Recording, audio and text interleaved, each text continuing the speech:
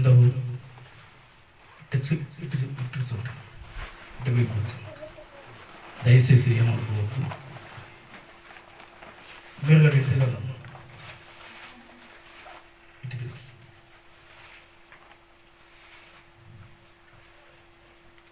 సర్వోన్నతమైన స్థలములో ఆయనకు మహిమ కలుగును గాక.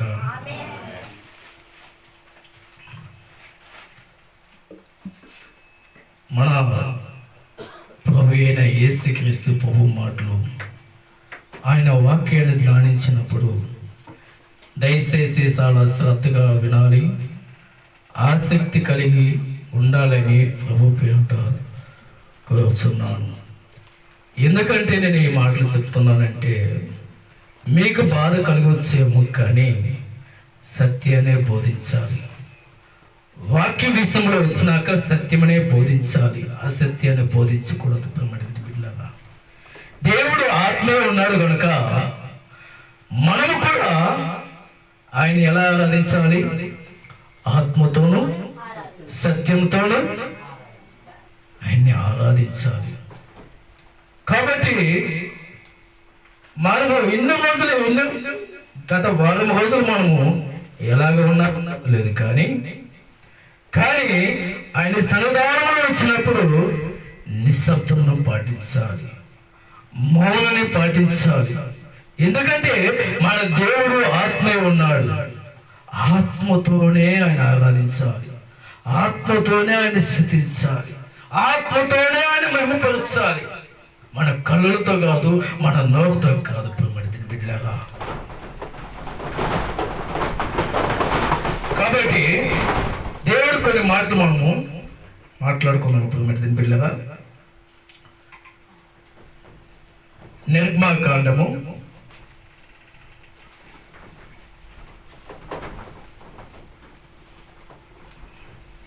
12వ అధ్యాయము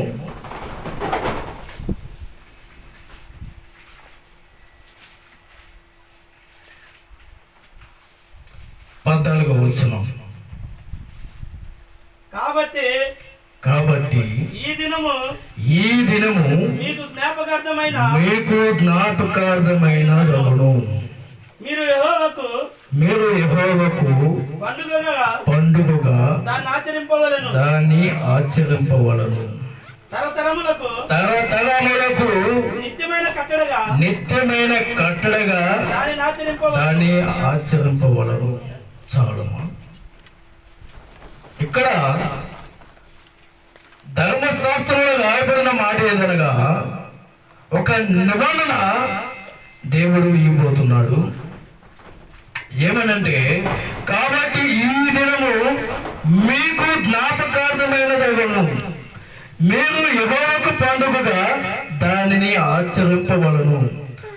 తరతరముల కంట నిత్యమైన కట్టడగా దాన్ని ఆచరింపవలను. దేవునికి స్తోత్రములు కలుగును కాక, దేవునికి మహిమ కలుగును కాక. ఏంది ఆ నిత్యమైన కట్టడ? ఆ నిత్యమైన కట్టడ ఏంది? మీకు తెలిసిన వారు ఎవరు నుండి చెప్పగలుగుతారా? మన ప్రతి ఆదివారం ప్రార్థనకి వెళుతున్నాము, దేవుని మాటలు వింటున్నాము, విలువైన మాటలు వింటున్నాము. మనము ప్రతి దినమున ఇంటి దగ్గర ప్రార్థన చేసుకుంటున్నాము, ఆయన ఆరాధిస్తున్నాము, ఆయన స్తుతిస్తున్నాము. అయితే క్రీస్తు పోలుకు చెప్పున నడిచేవారుగా మనం ఉన్నామా? క్రీస్తులో ఏముంది చెప్పండి? క్రీస్తులో ఏముంది? మన ప్రభువైన యేసుక్రీస్తు ప్రభువులో ఏమున్నది? ఆయన దగ్గర మనం నేర్చుకోవాల్సినవి ఏమున్నాయి? ఏ విషయాలు ఉన్నాయి? మీకు తెలిసిన వాళ్ళు ఎవరైనా ఉంటే చెప్పండి. నా మాటలు మీకు కఠినంగా అనిపించవచ్చు, కానీ సత్యాన్ని బోధించాలి. మనం ఏమి నేర్చుకుంటున్నాము, మనం ఇంటికి వెళ్ళిన తర్వాత మళ్ళా ఎలా బిహేవియర్ చేస్తున్నాము. ఆదివారం వచ్చిన వరకే కాదు, ఇంటి దగ్గర ఉన్నప్పుడు కూడా క్రీస్తు పోల్చి నడవాలి. ప్రేమ, యేసు ప్రేమ మీలో ఉన్నదా? క్రీస్తు పోలుకున్న వేరే వాళ్ళని దేవుడు లేఖనాలు చెప్పబడుతున్న మాటలు మనం ఆయన ప్రేమ ఉండాలి. క్షమించే గుణము మనలో ఉండాలి. నిన్ను వల్ల నీ పొరుగు వారిని ప్రేమించేవారుగా మనం ఉండాలి. నీ శత్రువును కూడా ప్రేమించే గుణము నీలో ఉండాలి. ఈ మనలో ఉండాలని ఉన్నాయో లేవో మనం పరీక్షించుకోవాలి. అప్పుడు మనకు అర్థమవుతుంది మనము క్రీస్తు పొడుకు చెప్పున నడుస్తున్నామా, ఆయన అడుగు చాడలో నడుస్తున్నామా. అసలు క్రీస్తు మనకి ఏమి ఇచ్చాడు? క్షమాపణ, ప్రతి వారిని క్షమించే గుణము మనకి ఇచ్చి ఉన్నాడు. అవునా కదండి? అయితే ప్రార్థన నిబంధనలో ధర్మశాస్త్రములో రాయబడిన మాటలు ఏమనగంటే 14వ వచనం మరొకసారి చదువుకుందాము. కాబట్టి ఈ దినము మీకు జ్ఞాపకార్థమైనదగును. మీరు యెహోవాకు పండుగగా దాన్ని ఆచరింపవలను. తరతరములకు నిత్యమైన కట్టడగా దాన్ని ఆచరింపవలను. ఏంది ఆ నిత్యమైన కట్టడ? తరతరములకు అంట నిత్యమైన కట్టడ ఏంది? ఏం ఆచరించాలి? పస్కా. ఆ పస్కా అంటే ఏంటి? మోసే ధర్మశాస్త్రములో చెప్పబడిన మాటలు ఐగుప్తు దేశంలోనే ఇశ్రాయేలు ప్రజలు వారికి ఇశ్రాయేలు ప్రజలు హింసకి బానిసైనప్పుడు, చిత్ర హింసలు పెట్టినప్పుడు వారిని విడిపించినకు పరమదేవుడు దిగి వచ్చినాడు. దేవునికి స్తోత్రములు కలుగును కాక. వచ్చి తన బిడ్డలను రక్షించుటకు ఒక నిబంధన, ఒక కట్టడ ఏర్చి ఉన్నాడు.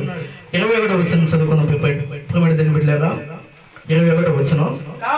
కాబట్టి మోసే ఇశ్రాయేలుల పెద్దలందరినీ పిలిచి వారితో ఇట్లను మోసేతో మాట్లాడిన తర్వాత మోసే ఏం చేశాడంటే ఇశ్రాయేలుల పెద్దలందరిని పిలిచి ఇలాగ మాట్లాడుతున్నారు. చదవండి. మీరు మీ కుటుంబంలో చెప్పున మందలో నుండి పిల్లలను తీసుకొని పస్కా పశువును వధించండి. వధించిన తర్వాత మరియు హిస్సోపు కుంచె తీసుకొని పళ్ళెములో ఉన్న రక్తములో దాన్ని ముంచి ద్వారబంధపు పై కమ్మికని 2 నిలువుల కమ్మికలను పళ్ళెములోని రక్తమును తాకింపవలను. తర్వాత మీలోనెవరు ఉదయం వరకు దాని ఇంటి ద్వారము నుండి బయలు వెళ్ళకూడదు. చదవండి. యెహోవా ఐగుప్తులను హతము చేయుటకు దేశ సంసారము చేయించు ద్వారపు బంధపు పై కమ్మి మీదను 2 నిలువుల కమ్మి మీదను ఉన్న రక్తమును చూసి యెహోవా ఆ తలుపును దాటిపోవును. మిమ్మును హతము చేయుటకు మీ ఇంట్లోనికి సహకరణ చేయలేడు.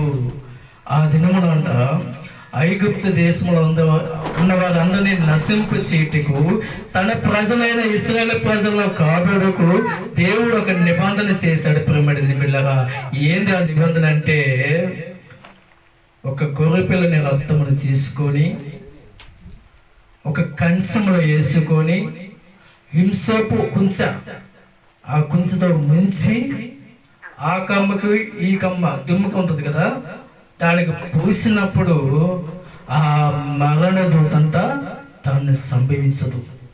ఎందుకంటే అక్కడ గొర్రె పిల్ల రక్తం ఉంది కనుక. దేవుడు ఒక నిబంధన చేసిన విధానం ఏంటంటే తన రక్తం ఉన్న చోటున వారిని రక్షించబడగా. అయితే ఐగుప్తు దేశంలో ఉన్న ప్రతి ఒక్కరిని నాశనం చేశాడు. కానీ ఎప్పుడైతే గొర్రెపిల్ల రక్తమో ఆ ఇంటికి పూయబడిందో వారు రక్షింపబడి ఉన్నారు. ప్రియమైన బిడ్డలారా, అయితే ఆ రోజున ధర్మశాస్త్రములు ఈ మాటలు రాయబడ్డాయి కదా, కానీ కొత్త నిబంధనకు వస్తున్నాం. ఇప్పుడు మీరు ఇప్పుడు గట్టిగా మీరు ఆలోచన చేయండి. పాత నిబంధనలో ప్రతి గుమ్మానికి రక్తం పూసినప్పుడు దేవుడు ఆ కుటుంబాన్ని నశింప చేయకుండా ఇతర ఐగుప్తు దేశములను నాశనం చేశాడు. కానీ అప్పుడు గుమ్మాలకి రక్తం పూసినప్పుడు ఆ గుమ్మాలు రక్షింపబడ్డాయి, ఆ కుటుంబాలు రక్షింపబడ్డాయి, ఆ పిల్లలు రక్షింపబడ్డారు. కానీ ఇప్పుడు పరిశుద్ధమైన రక్తం పాప నిమిత్తము కొరకు మోసుకొని పోయి గొడవపిల్ల ఎవరంటే మన ప్రభువైన యేసుక్రీస్తు ప్రభువు వారు. అయితే ఆ రోజు గుమ్మానికి రక్తం పోస్తే ఆ గుమ్మము రక్షింపబడుతుంది. ఇప్పుడు ప్రతి ఒక్కరు మనసులు యేసుని సొంత రక్షణగా అంగీకరించినప్పుడు వాళ్ళు కూడా రక్షణ కావాలి కదా, వారి నుండి మరణ దూత వెళ్ళిపోవాలి కదా, వాళ్ళకి మంచి ఆరోగ్యంలో బలమును ఇవ్వాలి కదా. అయితే మనందరి కొరకు ఆయన ప్రాణం పెట్టి ఉన్నాడు. ఇప్పుడు దీని బిడ్డలారా, మనందరి కొరకు ఆయన ప్రాణం పెట్టి ఆ రోజున ఆ గుమ్మాలు ఆ కుటుంబాలు రక్షింపబడిన ధర్మశాస్త్ర ప్రకారము ఈ రోజున కొత్త నిబంధన ప్రకారము తన మహిమ స్వరూపము ధరించుకొని ఈ లోకానికి వచ్చి మన అందరి కొరకు ప్రాణం పెట్టి ఉన్నాడు. ప్రేమ బిడ్డలారా, ప్రభు బల మనం ఎలా ఆచరించాలి, ప్రభు బల మనం ఎలా తీసుకోవాలి, ప్రభుని మనం ఎలా ఆరాధించాలి, ప్రభువుని మనం ఎలా స్థుతించాలి అనే విషయాలు దేవుడు ఈ రోజు మాట్లాడుతున్నాడు. ప్రేమ బిడ్డలారా, అయితే నీ కొరకు నా కొరకు మనందరి కొరకు ప్రాణం పెట్టిన గొప్ప దేవుడు ఈ రోజున ఒక నిబంధన చేయబోతున్నాడు నిన్ను. ఏ నిబంధన అంటే కొరింథీయులకు రాసిన పత్రిక 11వ అధ్యాయము మొదటి కొరింథీయులకు రాసిన పత్రిక 11వ అధ్యాయము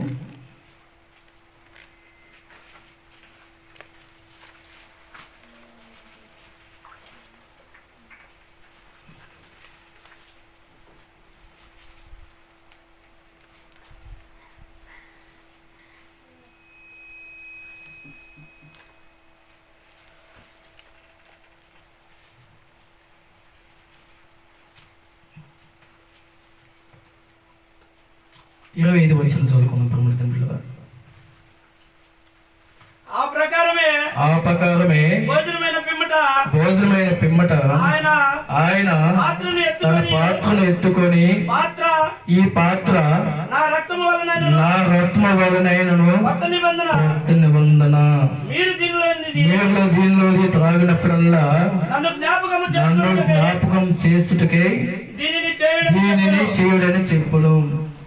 మీరు ఈ రొట్టెని తిని ఈ పాత్రలోనిది తాగినప్పుడల్లా ప్రభు వచ్చే వరకు ఆయన మరణమును పసిరించుదురు.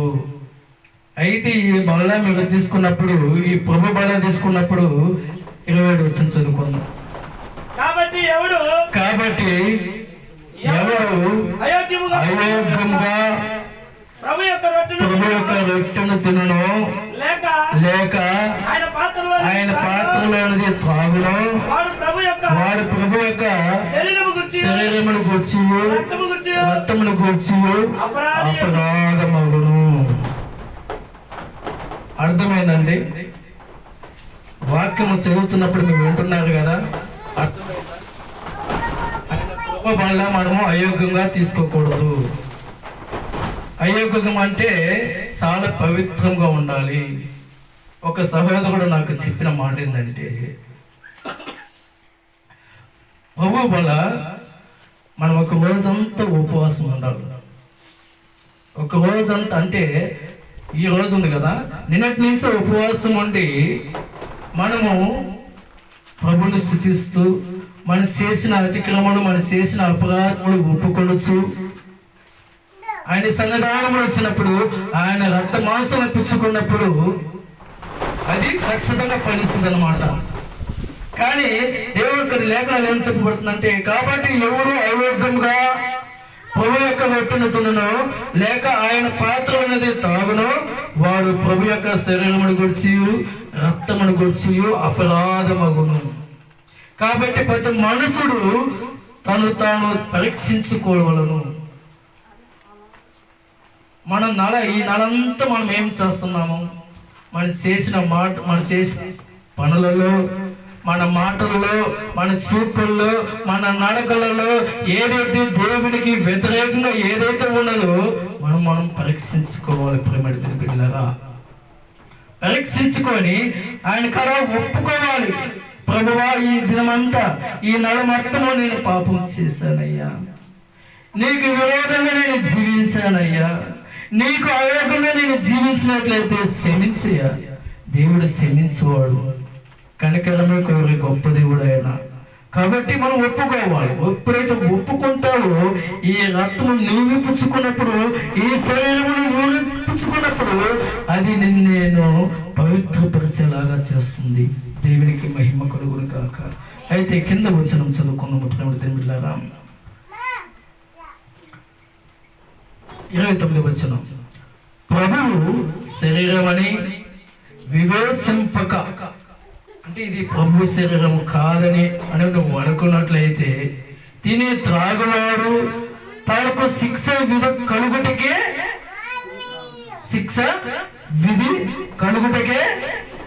తిని త్రాగుచున్నాడు. ఇందువలనే మీలో అనేకులు బలహీనులు అవుతున్నారు. ఏమంటున్నాడు? యేసే నా కొరకు ప్రాణం పెట్టాడు. నేను చేసిన తప్పదముల వలన, నేను చేసిన అపరాధం వలన, నేను చేసిన అక్రమం వలన, నేను మాట్లాడిన అబద్ధం వలన అని ప్రభు దగ్గర ఒప్పుకోవాలి. ఎప్పుడైతే అతను ఒప్పుకుంటాడో ఆయన రక్తంలో జీవం ఉన్నది, మరణ పాత్రులైన నన్ను ఆయన జీవమును ప్రవేశించటకి ఆయన రక్తము సిందించినాడని చెప్పి ఎప్పుడైతే నువ్వు నిజంగా ఒప్పుకుంటావో అప్పుడు దేవుడిని ప్రార్థన అంగీకరిస్తాడు. ప్రేమడి బిడ్డలారా, అయితే ఇక్కడ ఏం చేస్తున్నాడంటే కొంతమంది శిక్ష విధి కలుగుటకే తిని త్రాగుతున్నాడు. ఇందువలనే మీరు అనేకులు బలహీనులుగా రోగులై ఉన్నారు, చాలా మంది కూడా నిద్రించుచున్నారు. అంటే మనము పది నెలల మొదటి ఆదివారము మనం ప్రార్థన పోతున్నాము, ఉపవాసం లేకుండా, దేవుడికి మహిమార్థంగా ఇష్టంగా లేకుండా, మనం ఏమైనా అయోగ్యంగా, ఒకవేళ మనం వస్తప్పుడు కూడా మన పొరపాటున ఏమైనా తప్పు చేసినా సరే అయోగ్యంగా ఆయన రొట్టిన ఆయన శరీరము తినకూడదు. తింటేనంట శిక్ష విధికే కలుగుటకే ఆయన రక్తమును ఆయన శరీరమును తినుచున్నారు. ఇప్పుడు ఇక్కడ ద్రాక్షారసం ఉంది, ఇక్కడేమో రొట్టె ఉంది. మనం ద్రాక్షారసం అనుకుంటున్నామా లేకపోతే రొట్టె అనుకుంటున్నామా? ఎప్పుడైతే ప్రార్థన చేయబడుతున్నదో, దైవజనుల చేత ప్రార్థన చేయబడుతుందో ఆ ద్రాక్షారసము రక్తంగా మారిపోతుంది. ఇప్పుడు మడిదిని బిడ్డలారా, ఎవరి రక్తం అంటే పరిశుద్ధుడైన యేసుక్రీస్తు రక్తముగా మారిపోతుంది. విమోచించాలి. ఇది నిజమైన యేసుక్రీస్తు రక్తమని విమోచించాలి. ఇది నిజమైన యేసు శరీరమని విమోచించాలి. నమ్మాలంటే విశ్వాసించాలి, నిరీక్షణ కలిగి ఉండాలి. ఎప్పుడైతే నువ్వు అలాగనే ఉంటావో నీ పాపములు, నేను చేసిన పాపములు క్షమించబడతాయి. లేదులే, నేను ఈరోజు మాంసం తినొచ్చాను, నేను కడుపు నింపుకొని తిని వచ్చాను, అయినా నాకేమో కాదులే, ఆయన రక్తము ఆయన శరీరం నేను పుచ్చుకుంటాను, నాకు కాదు ఏమి కాదులే నేను చెప్పి నువ్వు అనుకుంటున్నావేమో. బైబిల్ లేఖనాలు స్పష్టంగా రాయబడుతుంది. ఏమని రాయబడుతుందంటే శిక్ష విధి కలుగకుండా ఉన్నట్లు ప్రభు చేత శిక్షింపబడుతున్నాము. వాళ్ళు ఇప్పుడు రోగులే ఉన్నారంట, వారు నిద్రించుచున్నారంట. ఎక్కడ? సమాధి మధ్యలో నిద్రించుచున్నారు పిల్లగా. కాబట్టి మనము ప్రార్థనకు వచ్చిన వారము ప్రభు కూడా అయోగ్యంగా తీసుకోకూడదు. ధర్మశాస్త్రంలో ఐగుప్తు దేశంలో నుండి విడిపించిన దేవుడు, రక్షించిన దేవుడు, సమర్థ కలిగిన దేవుడు, గొర్రెపిల్ల రక్తము ఇక్కడ క్రీస్తు గొర్రెపిల్ల రక్తంగా మారిపోయింది. ఆమేన్, ఆమేన్. ఆ రోజు గొర్రెపిల్ల మాత్రమే రక్తము సిందించబడింది. ఇక్కడ యేసయ్య దేవుని కుమారుడు అనబడిన దేవుని గొర్రెపిల్ల ఈ రక్తము సిందించబడింది. సర్వ మానవుల కొరకు రక్షింపబడే నిత్య జీవము తీసుకుపోయే పరిశుద్ధమైన రక్తము. మనము పరీక్షించుకోవాలి ప్రియమైన బిడ్డారా.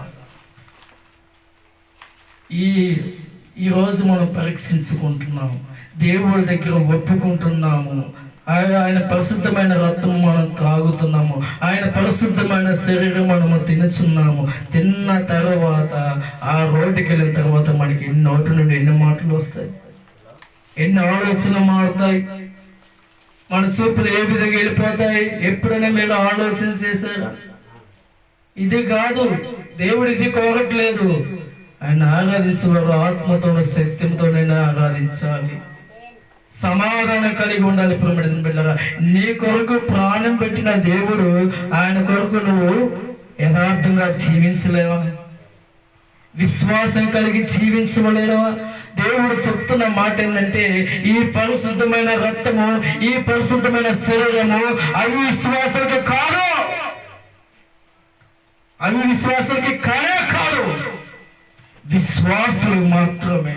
విశ్వాసులు ఎవరు అనగంటే, ఎవరైతే యేసుక్రీస్తును సొంత రక్షకుడిగా అంగీకరిస్తాడో వారే నిజమైన విశ్వాసి. ఆయన ద్వారా నాకు విమోచన కలిగినది, నా పాపము క్షమించబడ్డాయి, నేను రోగుడైనప్పుడు ఆయన నన్ను రక్షించి ఉన్నాడని చెప్పి ఎవరైతే అనుకుంటాడో వాళ్ళ కొరకు ఈ పరిశుద్ధమైన రక్తం. మనము అనేక సమయంలో మనం వృధా చేస్తున్నాం ప్రియమైన బిడ్డలారా. ఆలోచించండి. ఆ రోజు ఇశ్రాయేలు ప్రజలు రక్షించిన దేవుడు ఈరోజు మనందరిని రక్షించడానికి దేవుడు తన దేవుని కుమారుడైన నజరేయుడైన యేసుక్రీస్తు వారిని బలుగా అర్పించి ఉన్నాడు. దేవునికి మహిమ కలుగును గాక. ఈ సర్వోన్నతమైన స్థలములో ఆయనకు మహిమ కలుగును గాక. ఆయన శక్తి, ఆయన బలము, ఆయన పరిశుద్ధమైన రక్తము ఇక్కడ ఉన్న మనందరి మీద పోషించబడును గాక. ఎవరైతే అనారోగ్యంగా ఉన్నారో, ఎవరైతే బాధలు కుంగిపోతున్నారో, ఒకటే ఆయుధం. ఆ ఆయుధం ఏంటంటే ప్రార్థన. ఈ ప్రార్థన నీ జీవితాన్ని మార్చేస్తుంది. నువ్వు దేవుని స్తుతిస్తా ఉంటే నీ స్థితిగతులే మార్చే గొప్ప దేవుడు నీకు తోడుగా ఉన్నాడు. ఆమేన్. దేవునికి మహిమ కలుగును గాక. అయితే నిరంతరము ఇది ఒక నిబంధన మనకి కలిగి చేసి ఉన్నాడు. ఆయన రక్తములో మనం పాల్గొంటున్నాము, ఆయన శరీరంలో మనం పాల్గొన్న తర్వాత సంఘములు అంట అందరూ అన్ని సహవాసము కలిగి ఉండాలంట, సహవాసం కలిగి కూడి ఉండాలంట. ఎడతెగక ప్రార్థన చేయమంటున్నాడు, ఎడతెగక ఆయన బల్లాన్ని తీసుకోమంటున్నాడు. ఎందుకంటే ఆయన నేను ఒక ఉన్నతమైన స్థితిలో ఉంచడానికి. దేవునికి మహిమ కలుగును కాక. సమయం లేనందున ఈ 2 మాటలతో దేవుని దీవించినట్లు అలాగే నేను ముగిస్తున్నాను. దేవుడికి మహిమ కలుగును కాక. ఆమేన్.